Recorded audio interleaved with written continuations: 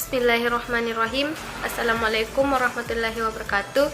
Perkenalkan, nama saya Mutia dari kelas 19D, ingin menjelaskan tentang karakteristik perusahaan manufaktur dan struktur biaya. Baik, langsung saja. Secara umum, perusahaan dibedakan menjadi 3. Yang pertama, perusahaan jasa, kedua, perusahaan dagang, dan yang ketiga, perusahaan manufaktur. Nah, karena pembahasan mengenai penyusunan anggaran akan lebih difokuskan pada perusahaan manufaktur, maka saya akan menjelaskan sedikit tentang perusahaan manufaktur. Perusahaan manufaktur adalah sebuah badan usaha atau perusahaan yang memproduksi barang jadi dari bahan baku mentah dengan menggunakan alat, peralatan, mesin produksi, dan sebagainya dalam skala produksi yang besar. Perusahaan manufaktur dikenal sebagai perusahaan yang menyediakan produk yang dibutuhkan oleh pasar.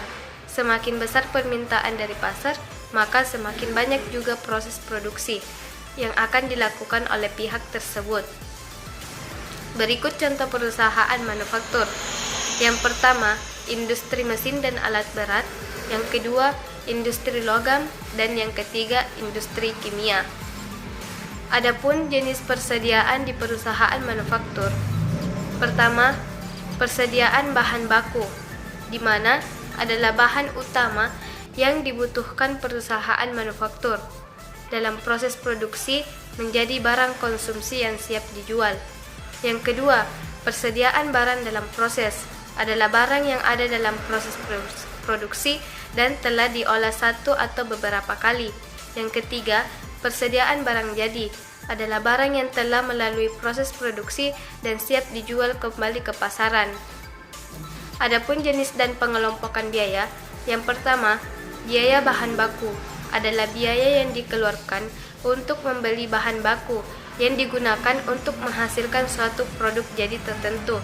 Yang kedua, biaya tenaga kerja langsung adalah biaya yang dikeluarkan untuk membayar pekerja yang terlibat secara langsung dalam proses produksi.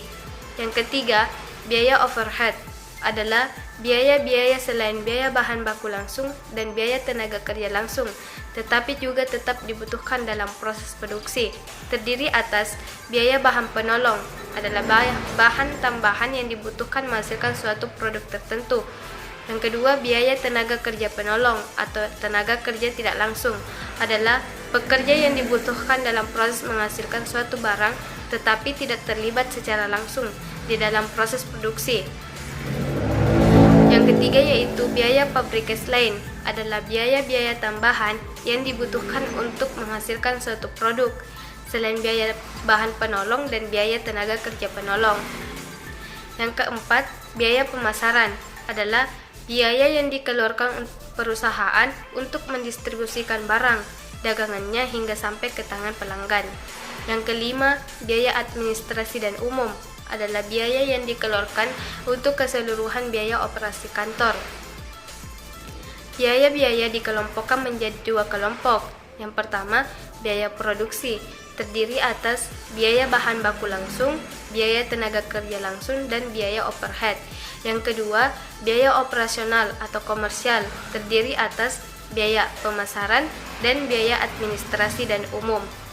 Yang terakhir yaitu perilaku biaya. Perilaku biaya terdiri atas 3.